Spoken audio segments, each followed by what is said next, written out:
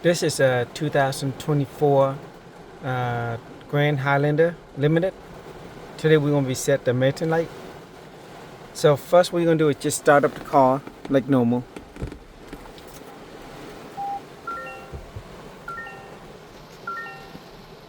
And we're going to use these pads here: back, down, up, left, right, and enter. Okay. So we're going to go to the screen here. You can push up or down, this matter, and it should pop this up. This.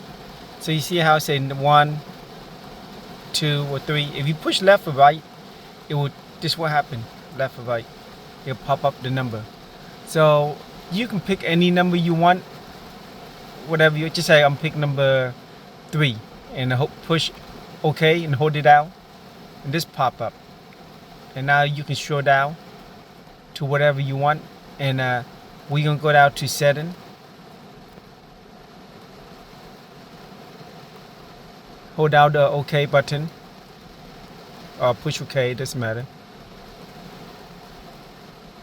Go to vehicle, hold down the OK button, go down, push OK, and push up, push OK. Then wait for it, reset the emergency light.